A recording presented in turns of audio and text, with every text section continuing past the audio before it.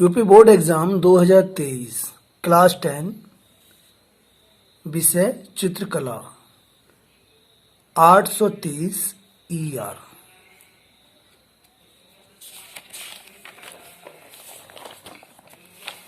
तो इसमें हम ऑब्जेक्टिव टाइप क्वेश्चन को सॉल्व करेंगे। पहला प्रश्न है, ओस्टवाल्ड चक्र में कितने रंग होते हैं? तो यहाँ ऑप्शन ए 6, बी 4, सी 5 और डी 8। तो डी ऑप्शन सही है, 8 यहाँ पर रंग होते हैं। प्रश्न 2, कौन सा गर्म रंग है? ए नीला, बी हरा, सी लाल और डी सफेद।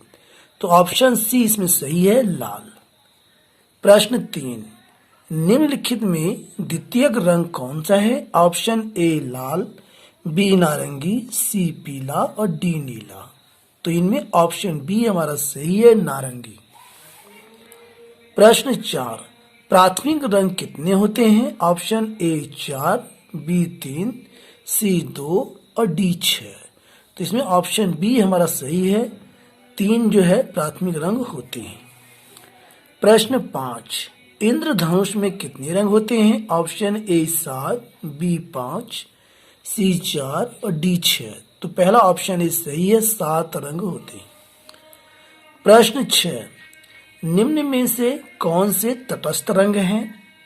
ए सफेद काला, बी नारंगी पीला, सी हरा पीला और डी लाल नीला। तो ऑप्शन ए सही है, सफेद काला। प्रश्न 7, निम्न में ठंडा रंग कौन सा है? ऑप्शन ए लाल, बी नारंगी, सी पीला और डी हरा। तो यहाँ पर ऑप्शन डी हमारा सही है, हरा। हरा रंग ठंडा होता है। प्रश्न 8, कौन से रंगों का माध्यम सबसे अधिक पारदर्शी होता है? ए पोस्टर, बी आयल, सी जल रंग और डी पेंसिल। तो यहाँ पर ये जो आयल रंग होता है ये हमारा ऑप्शन बी सही है।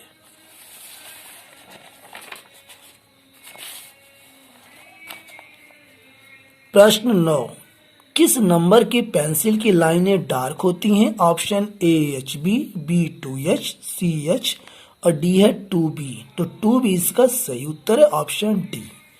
प्रश्न 10, लाल में नीला मिलाने से कौन सा रंग बनता है? ऑप्शन ए नारंगी, बी बैगनी, सी पीला और डी भूरा।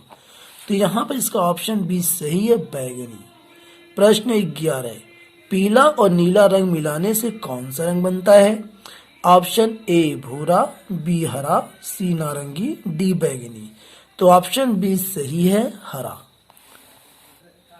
प्रश्न 12, तटस्थ रंग कितने होते हैं? Option A 4, B 1, C 3, D 2। तो 2 रंग तटस्थ रंग होते हैं।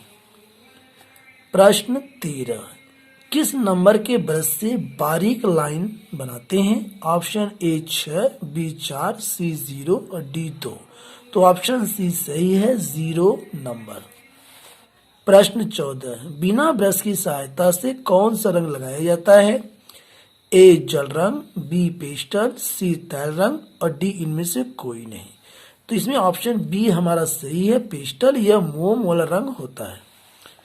प्रश्न 15, द्वितीयक रंग कितने होते हैं? ऑप्शन ए 6, बी 3, सी 2 और डी 4। तो द्वितीयक रंग 6 होते हैं, ऑप्शन ए हमारा सही है। प्रश्न 16, सफेद का विरोधी रंग कौन सा है? ऑप्शन ए नीला, बी लाल, सी काला और डी पीला।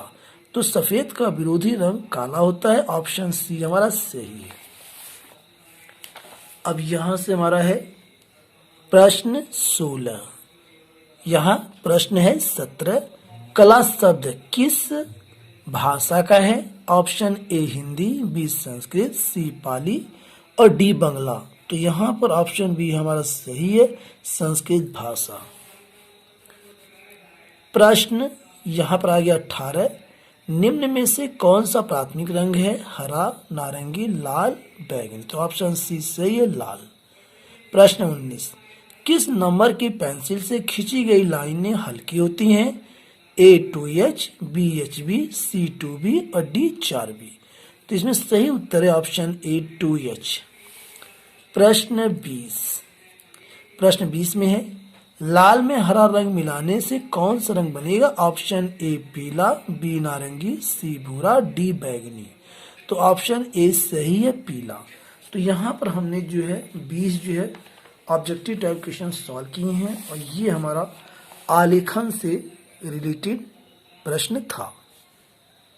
इसी में प्रावधिक कला के प्रश्नों को भी सॉल्व करेंगे। आप आलेखन या प्रावधिक कला इनमें से किसी का भी उत्तर दे सकते हैं। लिखा भी हुआ है अथवा और प्रावधिक कला टेक्निकल ड्राइंग। तो यहाँ प्रश्न 1 है वृत्त का आकार कैसा होता है? तो हम सभी जानते हैं कि वृत्त का आकार गोल होता है। ऑप्शन बी हमारा सही है।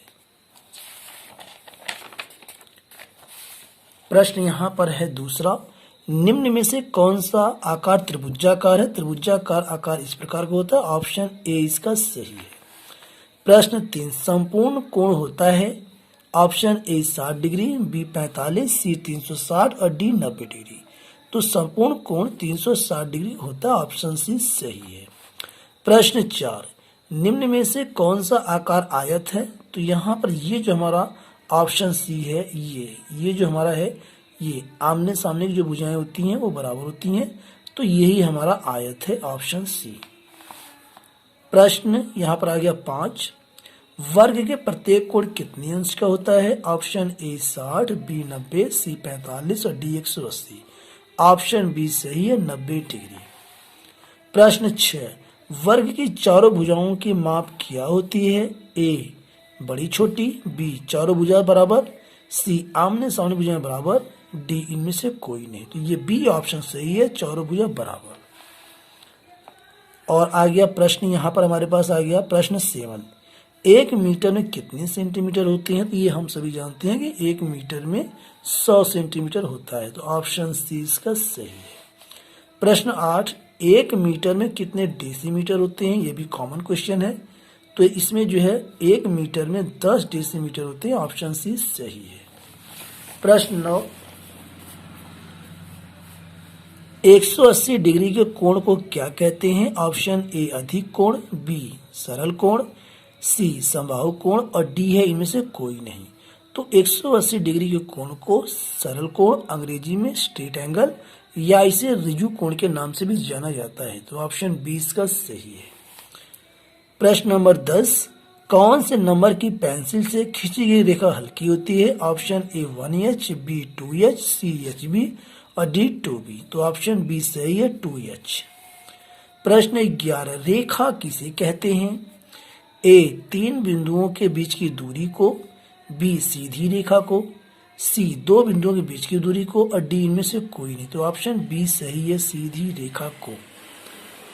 प्रश्न 12 यदि एक अर्धवृत्त में एक कोण 90 डिग्री का है तो दूसरा कोण कितने डिग्री का होगा? ऑप्शन ए 60, बी 40, सी 30 और डी यहाँ पर 90। तो यह प्रश्न पूरा क्लियर नहीं करता है। तो इससे हम समझ सकते हैं कि एक वृत्त में 2 अर्धवृत्त होते हैं। तो एक अर्धवृत्त में 90 का कोण बनता है तो दूसरे अर्धवृत्त में भी 90 का ही बनेगा। तो ऑप्शन डी हमारा 90 डिग्री सही है। प्रश्न यहाँ पर 13 समबाहु त्रिभुज का प्रत्येक कोण होता है? ऑप्शन ए 90, बी 30, सी 45 और डी 60। ऑप्शन डी सही है, 60 डिग्री। प्रश्न 14 किस नंबर की पेंसिल से खींची गई रेखा डार्क होती है? ऑप्शन ए 2H, बी 2B, सी 4B और डी यहाँ पर है R, डी यहाँ पर है H।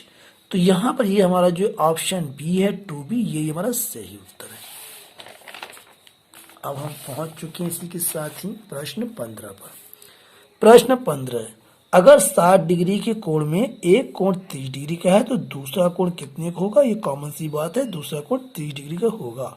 तो ऑप्शन सी हमारा 30 डिग्री सही है।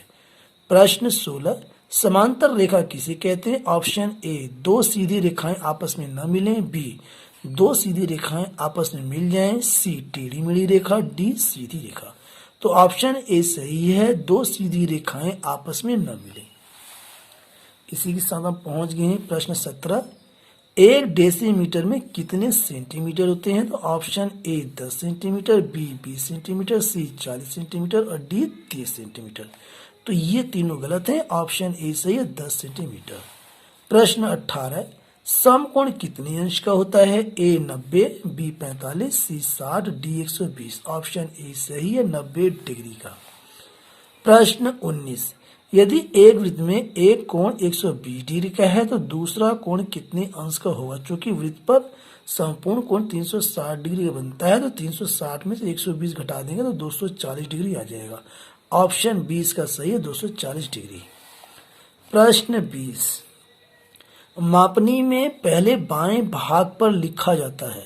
मापनी दोस्तों जो स्केल होता है जिसे इंची हम कहते हैं, तो जब हम इंची रखेंगे तो यहाँ बाएं तरफ जो है सबसे पहले 0 होता है, तब 1 2 3 4 5 6 आता है। तो यहाँ पर इसका ऑप्शन ए है 0, बी 1, सी 6 और डी कोई भी अंक। तो यहाँ पर ऑप्शन ए हमारा 0, ये हमारा सही उत्तर है।